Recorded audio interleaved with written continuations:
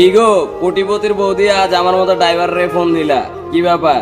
ভালোবাসি তাই ফোন দিয়েছি। পেশায় ড্রাইভার ছিলাম বলে বিয়ের আগে তুমি আমাকে পুতুল বানিয়ে খেলেছো, আর এখন বিয়ের পরও এসেছো আমার সাথে মজা করতে।